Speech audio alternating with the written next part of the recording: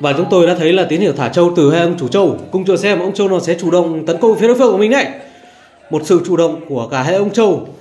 Sau miếng vồ vừa rồi thì hai ông trâu đang dành cho nhau những cái pha lắc rừng dành cho đối phương của mình, vừa là thăm dò vừa là tìm hiểu để đưa ra cái lối đánh tốt nhất về phía đối phương của mình. Mến chào quý vị các bạn, chúng ta lại được gặp nhau trong trận đấu giữa một ông trâu nối sừng và một ông trâu nguyên bản. Ngay trước mặt chúng ta là ông trâu nối sừng, còn đằng xa là ông trâu nguyên bản.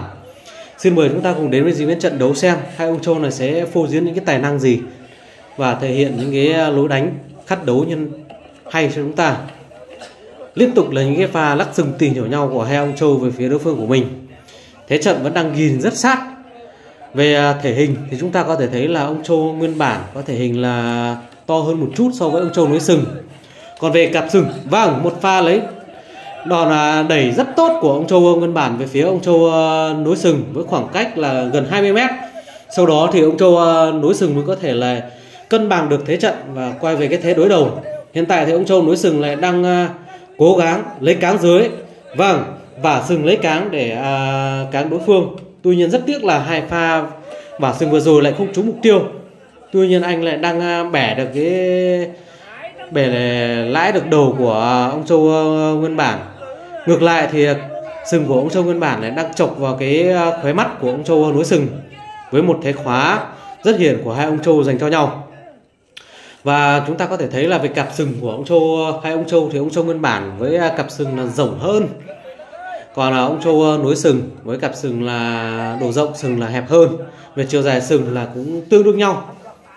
Hiện tại thì hai ông trâu đang ở cái thế là khóa nhau. Vâng, tháo được khóa rồi. Và một pha vả trúng mục tiêu của ông trâu nguyên bản rất nhanh. Ngay khi tháo được khóa là anh tung ngay cái đòn vả sừng của mình về phía đối phương. Hiện tại thì ông trâu nguyên bản đang cùi hẳn chân trước xuống để chiến lĩnh cái thế trận là chiến lấy cáng giới và nhấc đầu đối phương lên. Tuy nhiên với cái cặp sừng hốc hiển của mình thì ông trâu nối sừng cũng không cho ông trâu nguyên bản có thể là thực hiện được cái ý đồ lấy cáng của mình. Mặc dù là vẫn là cáng dưới nhưng mà ông trâu nguyên bản vẫn chưa thể lấy được cáng, và liên tục là những cái pha vả sừng của ông trâu nối sừng về phía ông trâu nguyên bản. Chúng ta có thể thấy là một pha vả sừng trúng mục tiêu rất tốt của ông trâu nối sừng về phía đối phương của mình. Hiện tại thì ông trâu nối sừng đang khóa và bẻ được cổ của ông trâu nguyên bản. Điều đó bắt buộc ông trâu nguyên bản đã phải lựa chọn cái thế trận là lùi để tháo cáng. Vâng, một pha phản đòn rất tốt của ông trâu nguyên bản, vừa cáng và vừa tháo cáng, vừa tháo hóa rất tốt. Hai ông trâu lại quay về cái thế ghiền sừng rồi. Với tiết trời hôm nay là trời mưa nhẹ, mát, và ở cái địa hình thi đấu là cái sân đất nền mới rất gần với lại hồ nước, cho nên hai đại diện của hai ông chủ trâu đang tiết nước rất kịp thời cho hai ông trâu. Và thế chủ động vẫn đang được hai ông trâu triển khai, đặc biệt là ông trâu nối sừng với cặp sừng được ông chủ nối theo như cái ý tưởng với cái lối đánh của ông trâu của mình. Vì thế ông đang tận dụng tối đa với cái lợi thế về cặp sừng của mình để vừa lắc sừng vừa vả sừng về phía đối phương. Vâng, chúng ta có thể thấy là một pha vả sừng rất mạnh của ông trâu nối sừng. Anh luôn luôn lựa chọn cái thế đánh là rất cực kỳ thấp. Anh cố gắng là lấy cáng dưới và vả rất mau lẹ về phía đối phương của mình. Với cái pha vả sừng rất nhanh, chủ yếu về sừng phải của mình thì liên tục trúng vào vùng mặt và bên tai của ông trâu nguyên bản. Điều đó bắt buộc ông trâu nguyên bản đã phải cùi hẳn chân trước xuống để vừa là dùng sừng của mình để be cái đòn vả của ông trâu nối sừng, vừa là cố gắng để tranh thủ lấy cáng giới. Tuy nhiên điều đó vẫn chưa thể thực hiện được. Hai ông trâu đang quay về cái thế cân bằng nhau rồi, đối đầu nhau rồi. Ngay khi thoát khỏi cái thế khóa vừa rồi của ông trâu nối sừng thì ông trâu nguyên bản đã chủ động là chiến lĩnh thế trận, là chủ động đẩy vừa lấy cáng. Vâng, những cái pha vả sừng liên tục của hai ông trâu về phía đối phương của mình, đặc biệt là ông trâu nối sừng với độ thuận chủ yếu là về sừng phải, cho nên ngay khi có sơ hở là anh liên tục tung những cái đòn vả của mình từ bên sừng phải về phía đối phương của mình. Thế chủ động hiện tại thì ông trâu nguyên bản đang tận dụng cái lợi thế về thể hình của mình, vừa đè vừa đẩy ông trâu nối sừng. Tuy nhiên với cái thế đẩy này thì sức lực chưa thể là giải quyết được cái vấn đề gì cả. Vâng, lại tiếp tục là một pha bẻ khóa của ông Châu nối sừng về phía ông Châu Nguyên Bản nữa rồi. Anh lại tiếp tục vừa bẻ cổ vừa lấy cáng giới và vừa khóa. Kết hợp với đó và là những pha lắc sừng của mình về phía đối phương. Liên tục lắc sừng một bên và chọc vào đúng một vị trí, điều đó tạo sức sát thương vô tình là cùng một vị trí, điều đó đã tạo sức sát thương khá là đau về phía ông Châu Nguyên Bản. Bắt buộc ông Châu Nguyên Bản phải cùi hẳn chân trước xuống để lấy cái thế thật thất, lấy vừa là bảo vệ cái vùng tổn thương của mình, vừa là cố gắng lấy cáng giới để nhấc đối phương lên và tháo cáng. Vâng, một pha bẻ cổ đẩy đối phương của ông Châu Nguyên Bản. Anh đã dùng hết sức bình sinh của mình để bẻ cổ đối phương, sau đó là dùng tổng lực đẩy về phía đối phương của mình. Hiện tại là anh đang bẻ được cổ rất tốt ông Châu nối sừng. Tuy nhiên rất khôn, với 2-3 pha ướn người thì ông Châu nối sừng đã tháo được cái pha khóa vừa rồi của ông Châu Nguyên Bản. Hiện tại thì hai ông Châu đang quay về cái thế là khóa nhau, sừng ông này khóa cẳng ông kia. Đó, một thế khóa là cả hai ông Châu đều khóa với đối phương. Một pha lấy cáng được rồi. Có thể thấy là một pha lấy cáng trúng mục tiêu của ông Châu Nguyên Bản. Vâng, anh đã cáng vào vùng mặt của ông Châu nối sừng nhấc lên. Một pha lấy cáng rất tuyệt vời. Một pha lấy cáng có thể nói là điển 8 rồi. Chưa thể nhấc bằng được đối phương, nhưng mà cái thế kháng của anh là rất nguy hiểm, đã làm cho ông Châu nối sừng không thể làm được gì về phía đối phương mình. Vâng, tháo được khóa rồi. Hiện tại là lại đến lượt ông Châu nối sừng lấy cáng. Rất tiếc là phải lấy cáng vừa rồi của ông Châu nối sừng lại trượt. Và hiện tại là anh đang bị ông Châu Nguyên Bản khóa, vừa bẻ cổ vừa khóa.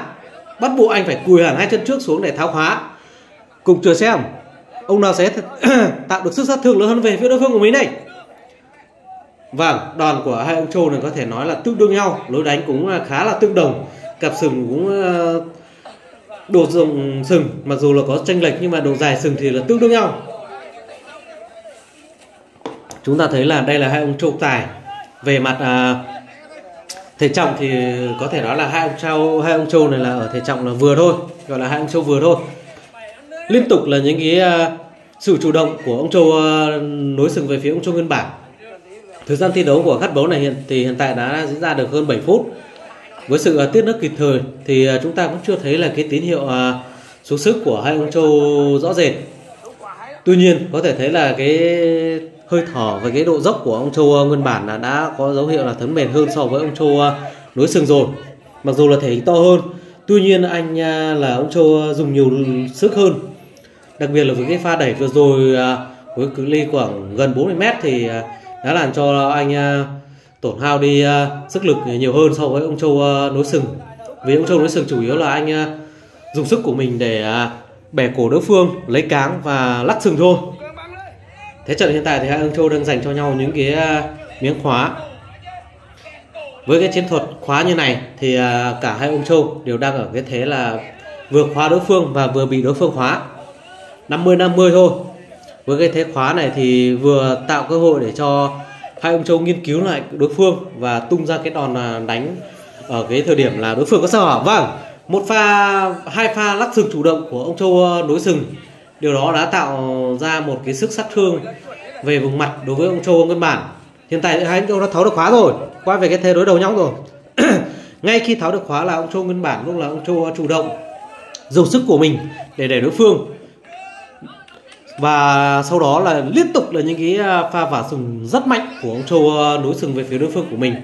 Tuy nhiên khi ở cái thế đối đầu nhau thì ông Châu nối sừng luôn là cái thế là đánh cao hơn. Vì thế những pha lắc sừng của anh cũng chưa hẳn là trúng mục tiêu nhiều. Tỷ lệ trúng mục tiêu của anh vẫn chỉ ở mức là 60% thôi. Sự chủ động của hai ông Châu. Vâng, lại là một pha vả sừng của ông Châu nối sừng nữa rồi. Chúng ta có thể thấy là đuôi chân di chuyển của ông Châu Nguyên Bản đã thấm mệt rồi. Hiện tại là anh đã sức cùng lực kiệt rồi, đã không còn nhiều sức nữa rồi. Chúng ta đã thấy là những bước di chuyển của ông Châu Nguyên Bản là đã có biểu hiện là thấm mệt rồi. Có lẽ là sau một hồi dùng hết sức bình sinh của mình liên tục tấn công về phía đối phương thì bây giờ nguồn năng lượng trong anh đã không còn nhiều nữa rồi. Chúng ta có thể thấy là sự bền bỉ và cái sự gan lì vẫn đang được ông Châu nối sừng thể hiện. Đặc biệt là chúng ta có thể thấy là sự cân bằng của anh rất tốt về cả lực và cả đòn. Chiếc đôi vẩy của anh điều đó phản ánh với cái tinh thần thi đấu của anh là vẫn tuyệt vời. Còn ông Châu nguyên bản thì anh đã thấm mệt rồi. Hai chân sau của anh, chân trụ của anh đã không còn có những cái bước di chuyển linh hoạt như thời điểm ban đầu nữa rồi. Anh đã mệt rồi. Hiện tại là anh đang cố dùng cái phần năng lượng trong mình còn lại để cố gắng trụ trước những cái đòn tấn công của ông Châu nỗi sừng rồi thôi. Có lẽ là anh sẽ không còn nhiều năng lượng để thi đấu nữa và anh đã chủ động lùi rồi. Vâng, một pha vả sừng của ông Châu nối sừng. Tuy nhiên với cái thế đánh cao hơn thì với pha vả sừng của anh thì chủ yếu là để tăng cái mức độ là đòn tâm lý về phía đối phương thôi, còn chưa thể gây sát thương về vùng da của đối phương được. Vẫn liên tục là sự chủ động của ông Châu nối sừng về phía ông Châu nguyên bản. Ông Châu nguyên bản đã không còn năng lượng nữa rồi. Thở vừa dốc và chân trụ của anh đã vừa không còn được vững nữa rồi. Có lẽ là không lâu nữa là anh sẽ nhường phần thắng trong trận đấu ngày hôm nay cho ông Châu nối sừng trăng. Vâng, đúng như vậy. Và kết thúc của trận đấu thì ông Châu nối sừng là ông đã giành chiến thắng rồi quý vị các bạn nhá.